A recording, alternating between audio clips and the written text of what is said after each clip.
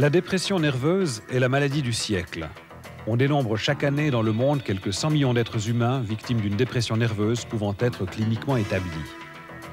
Aux États-Unis, selon l'hebdomadaire Newsweek, la dépression est une épidémie virtuelle dont le suicide est la trop fréquente issue. En France, comme en Suisse, près de 10% de la population serait atteinte de cette maladie. Certains considèrent la dépression nerveuse presque comme une maladie honteuse. D'autres pensent qu'il ne s'agit pas d'une vraie maladie et que, pour en guérir, il suffit que la personne malade se prenne en main. Enfin, certains chrétiens conçoivent difficilement que l'on puisse croire en Dieu et en même temps être dépressif.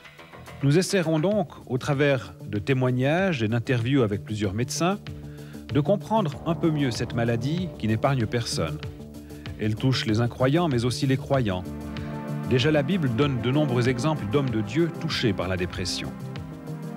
Nous verrons ensuite qu'il existe, en plus du traitement médical, une thérapie spirituelle qui permet dans bien des cas de remporter la victoire sur la dépression nerveuse.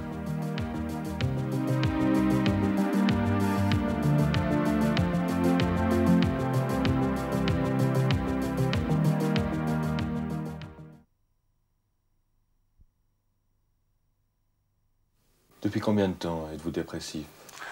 Je suis dépressif, ça fait bientôt 2 ans. Et comment c'est arrivé? C'est arrivé bêtement à l'armée en 1987, au mois de novembre, par une attaque cérébrale. Et de là, j'ai fait 4 mois d'hôpital et depuis, j'ai commencé à plonger dans la déprime. Les idées noires, la déprime? Oh, c'est vraiment l'enfer, c'est vraiment descendre au plus profond de soi-même. C'est vraiment même jusqu'à aller à vouloir se détruire de soi-même. Vous avez pensé au suicide? Ah oui, oui, plusieurs fois. Avec la voiture, souvent, j'ai voulu rentrer dans une autre voiture ou bien contre les murs. Mais après, je revenais à moi parce que je pensais aux autres, qu'ils n'en pouvaient rien, que j'allais détruire des autres vies humaines. Par ma faute, c'est ça qui me retenait. Ma maladie a été en 2 phases. Une phase d'excitation extrême, puis une phase de vraiment ce qu'on appelle la dépression, où tout m'est devenu totalement indifférent. Où la seule chose qui m'importait, c'était de dormir. Dormir, encore dormir. Manger malgré tout, je mangeais bien, mais dès que j'avais mangé, je retournais au lit. Des angoisses terribles, qu'on est pris vraiment au fond du ventre, ça nous serre, ça nous fait mal, on a comme envie de vomir. Puis il y a le cœur aussi qui nous serre, on est vraiment mal, on est jamais bien dans sa peau. On est vraiment, on n'a plus envie de vivre. Et vous avez pu continuer votre activité professionnelle? Ah non, j'ai dû arrêter le travail. Parce que vraiment, ça n'allait plus, j'étais incapable de lire les plans. Moi-même, je m'en sortais plus, même à lire un plan, j'étais incapable de le lire. Vous aviez d'autres activités que vous avez dû cesser, au niveau physique aussi? Je faisais du vélo, je faisais de la marche, je faisais de la culture physique, et tout ça, j'ai tout abandonné. Parce que je suis très fatigué. Vous dormez beaucoup, hein? Je dors beaucoup. Je reste souvent des heures et des heures sur mon lit, à broyer du noir. La dépression, c'est une maladie affreuse. Je pourrais dire que c'est un décalage complet de toute une vie normale. Tout ce qui semblait normal devient un monde. N'importe quel petit problème que l'on rencontre se transforme en montagne insurmontable. Ce qui fait que la défense contre cela, c'est le mutisme, le mutisme, vraiment de ne plus pouvoir communiquer avec les autres, de se sentir rejeté de chacun et en même temps de se sentir une envie folle d'être aimé par l'autre. Et une fois aimé, ne pas oser s'approcher de l'autre pour cet amour. C'est une bivalence qui fait qu'on souhaite quelque chose et que la dépression vous fait faire l'autre chose. On est dans un étau complet et on ne peut plus sortir de cet étau. Je dirais que c'est comme une horloge qui tout d'un coup se met à sonner les heures de travers.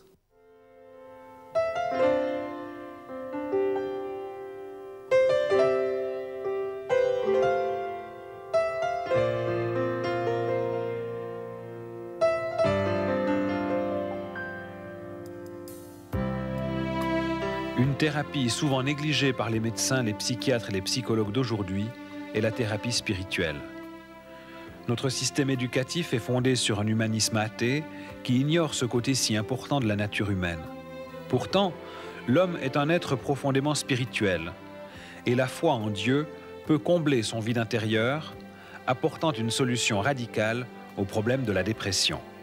Le professeur Sivadon, qui est professeur de psychiatrie, a dit que l'angoisse, c'est une manière de réagir de quelqu'un qui n'a pas trouvé de refuge devant les difficultés, les circonstances douloureuses de la vie. Je crois que l'homme a besoin d'un refuge et la Bible nous dit que le seul véritable refuge se trouve en Dieu. Si nous lisons le psaume 107, nous verrons qu'il y a bien des causes différentes à l'angoisse. La première cause qui est décrite dans ce psaume, c'est la solitude. L'homme, depuis sa naissance, a besoin de contact. Il a besoin de relations, de communication. Le premier mode de communication, c'est le toucher, le contact physique. L'homme a besoin de la communication de l'amour. Il a besoin de relations d'amour véritables. Et j'ai vu des gens qui étaient dans la dépression et qui se refermaient sur eux-mêmes, qui ne communiquaient plus dans leur famille. Et c'est une cause très importante d'angoisse et de dépression. Et plus on est dans l'angoisse, plus on a tendance à s'emmurer et à s'isoler dans la solitude. La deuxième cause décrite dans ce psaume, c'est la rébellion ou la révolte. L'homme se révolte contre les circonstances, contre lui-même, contre ses parents, contre des figures d'autorité, contre toutes sortes de souffrances. Et plus il se révolte, plus il est dans l'angoisse. Là aussi, en tant que médecin de la prison, je vois souvent des gens révoltés, des gens qui sont pleins de vengeance et qui sont dans l'angoisse. Et lorsqu'ils peuvent accepter leur situation, accepter de pardonner, alors on voit aussi des délivrances s'opérer dans le cœur des gens les plus révoltés. C'est une cause d'angoisse et de dépression. Il y a aussi la culpabilité qui est décrite dans ce psaume. Et là aussi, j'ai vu tant de fois des gens qui ont confessé leurs vrais problèmes, confessé un meurtre, confessé un avortement, confessé un problème d'occultisme ou un autre problème, un refus de pardonner à quelqu'un. Et lorsque leur culpabilité a pu être apportée à Dieu, lorsqu'ils ont pu recevoir le pardon, on voit des choses vraiment étonnantes s'opérer dans la santé, dans la reconstruction de la personnalité. La quatrième cause décrite dans ce psaume, c'est les tempêtes de la vie, les blessures. Il y a toutes sortes de choses dont nous ne sommes pas responsables directement, dont nous pouvons être victimes, parfois même depuis notre enfance. Il y a le deuil, le divorce, il y a toutes sortes d'injustices, de blessures, d'abandon, de rejet, de choses qui font que l'homme souffre profondément dans son âme. Et pour les choses dont nous ne sommes pas responsables, nous savons qu'il y a Jésus-Christ qui, lui, innocent, a payé pour les coupables. Ce n'est pas toujours des péchés à confesser, mais parfois il y a des blessures pour lesquelles nous n'avons aucune responsabilité. Il s'agit simplement de les apporter à Jésus-Christ qui peut nous guérir de nos blessures. Il est venu pour guérir ceux qui ont le cœur brisé.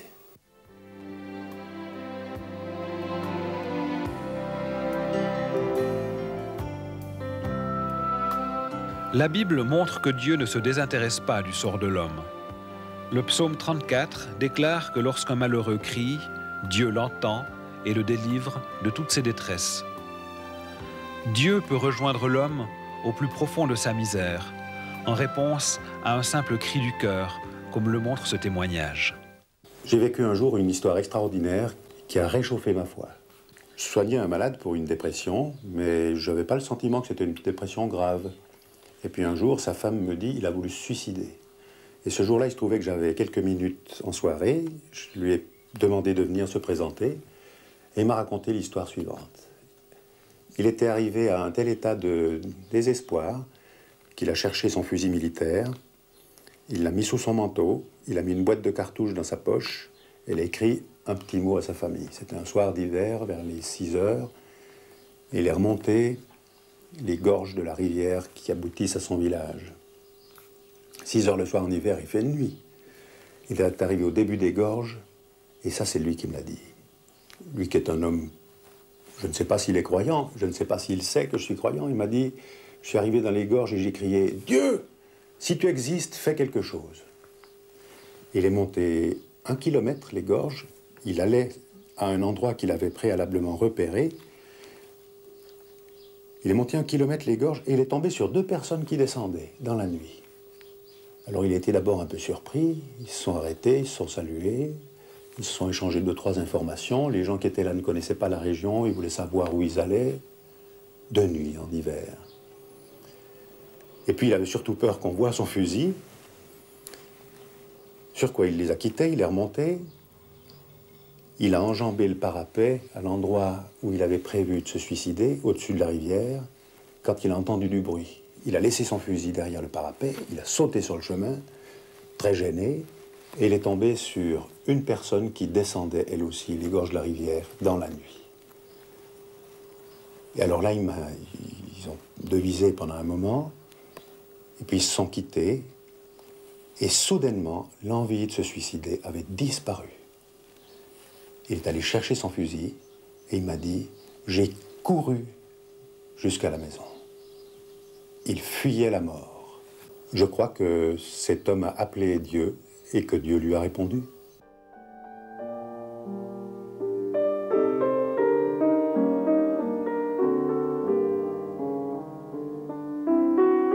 On parle aujourd'hui beaucoup de dépression et je suis frappé quand j'ouvre la parole de Dieu, quand j'ouvre ce vieux livre qu'est la Bible, que déjà dans ces pages, la dépression est présente. Et que non seulement la dépression est présente, mais la dépression est présente dans la vie de gens chez lesquels peut-être on ne penserait pas.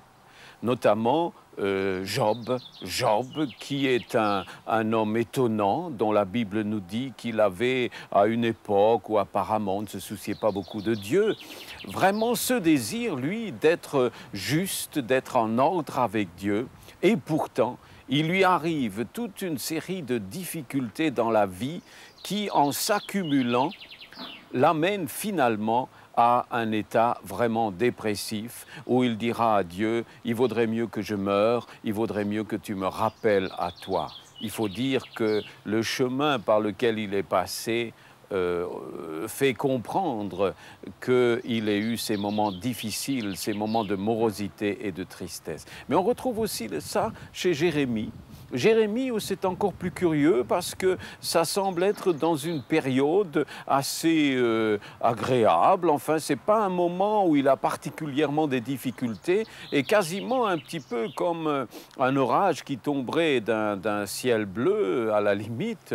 Tout à coup, lui aussi, il fait de la dépression. Il dit « Maudit soit le jour où je suis né » et puis il désire que Dieu finalement mette fin à ses jours. Et puis on retrouve ça encore chez un autre, Jonas. Jonas qui lui aussi n'aurait aucun souci à se faire, qui devrait être heureux parce que la ville de Ninive où il a été envoyé comme évangéliste se réveille d'une façon extraordinaire. C'est le plus grand réveil de l'Ancien Testament.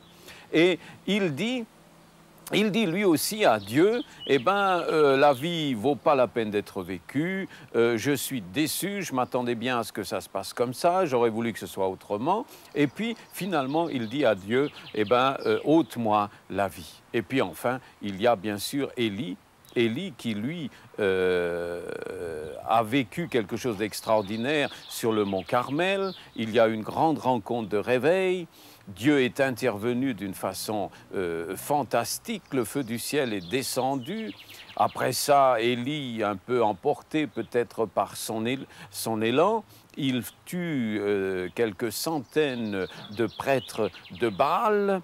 La pluie sur sa prière se remet à tomber. Il court devant le roi Akab qui retourne dans sa capitale et Peut-être Élie pensait-il que maintenant, enfin, le grand moment était venu où il aurait une bonne place à la cour comme aumônier. On ne sait pas. Toujours est-il que tout ce qu'il apprend, c'est que la reine a décidé de le faire tuer et lui fait dire, Élie, si jamais je t'attrape, tu subiras le même sort qu'ont subi les prophètes de Baal que tu as fait tuer. Alors Élie se sauve dans le désert, il se retrouve seul. Il déprime profondément, il n'a plus envie de faire quelque chose, le résultat escompté n'est pas arrivé, il pensait à un réveil chez les Israélites, pas du tout. Alors il dit à Dieu, écoute, enlève-moi de cette terre parce qu'il vaut mieux mourir. C'est beaucoup trop triste, je ne suis pas meilleur que mes pères. Et peut-être qu'effectivement, justement, dans cette phrase, il y a déjà une petite clé. Est-ce que Élie ne s'était pas un peu surestimé? Est-ce qu'il n'avait pas cru un moment qu'il était un peu plus que les autres, emporté par le succès qu'il avait connu? Toujours est-il que là, il va devoir comprendre que non, il est un homme comme tous les autres, que si Dieu l'a choisi, c'est pas parce qu'il avait quelque chose de particulier, mais parce que Dieu est un Dieu de grâce. Tout est grâce dans la vie spirituelle. C'est une des choses que ces hommes vont retrouver et redécouvrir dans ces moments difficiles. Et ce qui est extraordinaire, c'est que ces moments difficiles ne terminent pas leur vie. C'est que ces moments de nuit, ces moments d'obscurité ne sont pas la fin du chemin. Et même s'il crie à Dieu de les reprendre à lui, non seulement Dieu ne les reprendra pas, mais Dieu va les faire entrer dans sa thérapeutique à lui. Il va se les soigner d'une façon adaptée qui ne sera pas la même pour chacun. Mais il va les soigner si bien que finalement, ce temps difficile sera pour eux le début d'un nouveau ministère, d'un ministère très différent où peut-être ils seront beaucoup plus conscients de leur misère à eux, de leur faiblesse naturelle, mais aussi plus conscient de la grandeur, de la puissance de Dieu qui veut peut-être, oui, pas tellement se manifester comme Élie devra le comprendre dans le tremblement de terre, dans l'orage, dans la violence, dans les choses extraordinaires, mais qu'un Dieu qui est ce doux murmure et qui viendra nous rejoindre dans cette douceur si merveilleuse de Jésus, qui ne s'impose pas, qui ne manipule pas, mais qui attendent que dans la liberté, on se tourne vraiment vers lui parce qu'on désire le recevoir, parce qu'on veut l'aimer, parce qu'on s'est rendu compte, comme l'apôtre Pierre à un moment donné, « Seigneur, à qui irions-nous? C'est toi seul qui as les paroles de la vie éternelle. »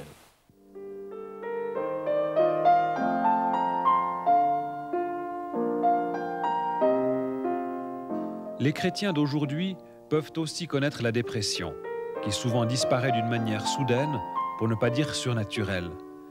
Ces personnes déclarent alors que cette expérience les a enrichis. Elle leur a permis de grandir spirituellement, de s'approcher davantage de Dieu, de mieux connaître cette maladie et de pouvoir en témoigner aux autres. Voici un témoignage, celui d'Eliane Lac, responsable avec son mari d'un centre de jeunesse en mission en Suisse.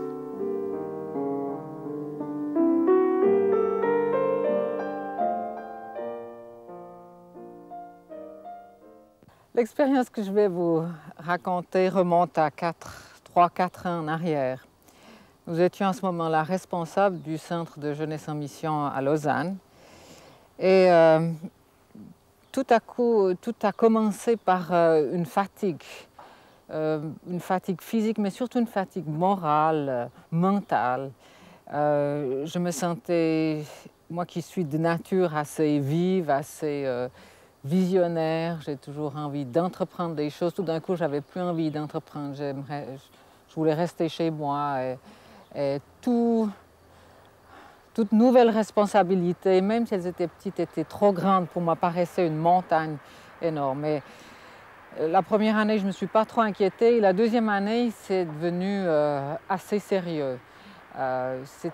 Tout était difficile pour moi. J'avais cette sensation horrible de ce que mon être intérieur tombait dans un gouffre.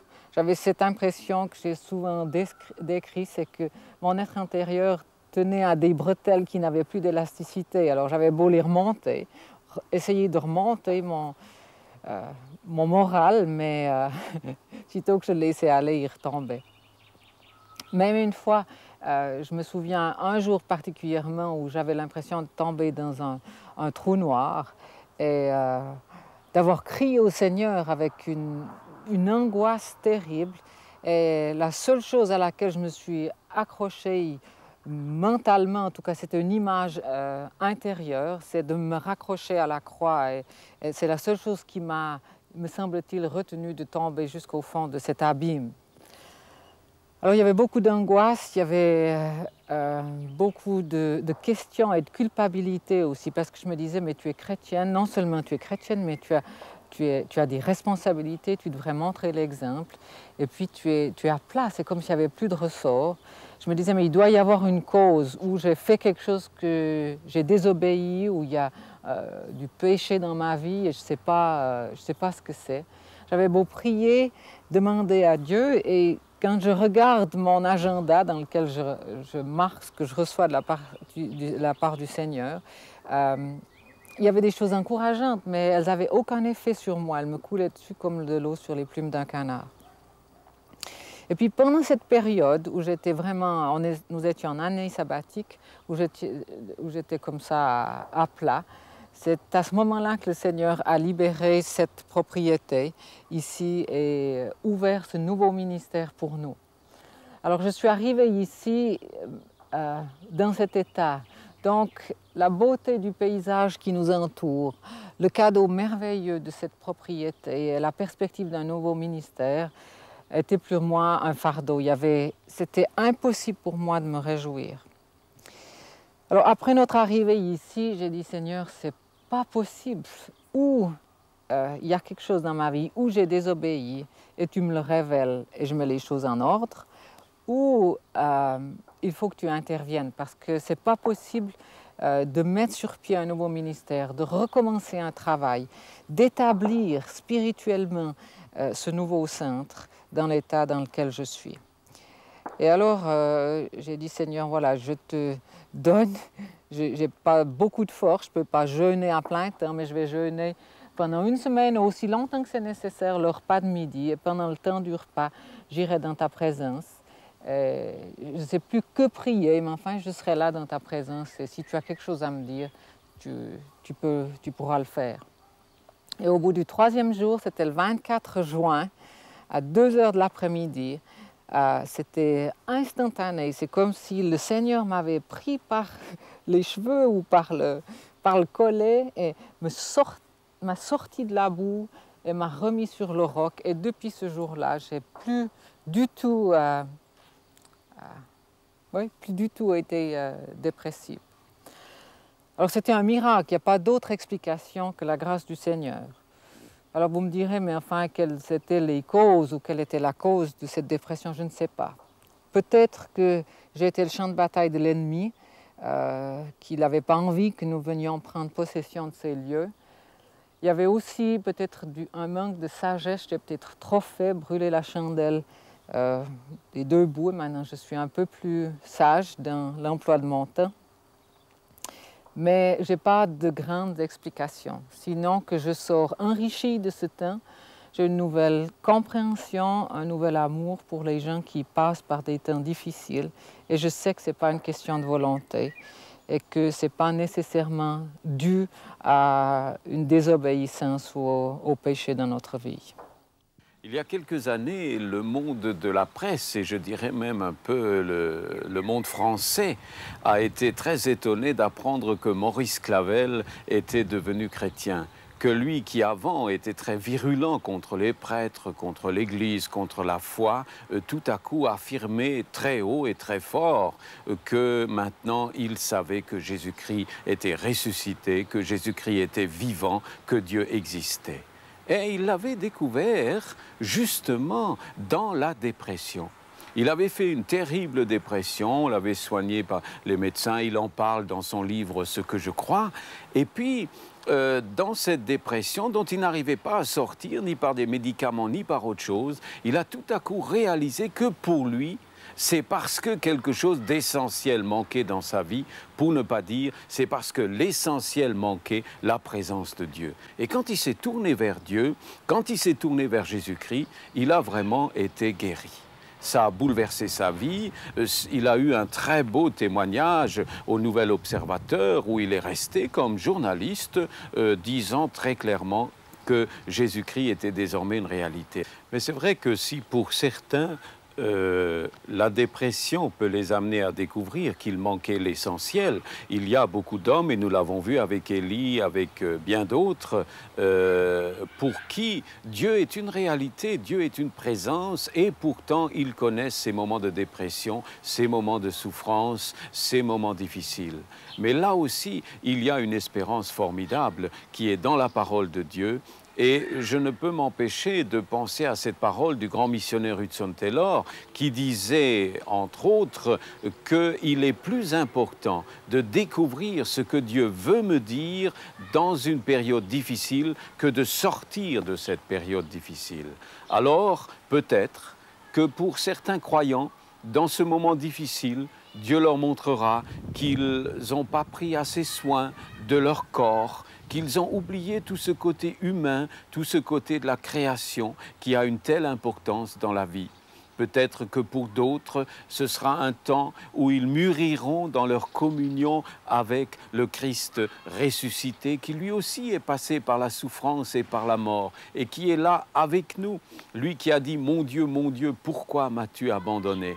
Alors, nous ne sommes pas seuls dans ces moments-là, et l'essentiel me semble toujours à nouveau que pour la parole de Dieu, la souffrance, les douleurs, ce sont toujours les douleurs de l'enfantement. Ce ne sont jamais les douleurs de la mort, mais c'est un passage vers une vie plus totale, vers une vie plus entière, plus complète, vers une réalité plus totale, afin que nous puissions être dans ce monde où il y a tant de souffrance et tant de nuit, des témoins qui parlent d'expérience, qui ne bavardent pas simplement, mais qui, ayant passé par certaines difficultés, peuvent comprendre les autres et les aider de l'intérieur. Je pense encore là à ce que disait Claudel, même Jésus n'est pas venu pour ôter la souffrance, il n'est même pas venu pour expliquer la souffrance, mais il est venu pour la partager avec nous. Et ça, Dieu le fait. Et si j'ai passé par certaines souffrances, eh ben, je peux aussi avoir de la compassion et souffrir réellement avec les autres et leur faire connaître l'espérance réelle qui est en Jésus-Christ.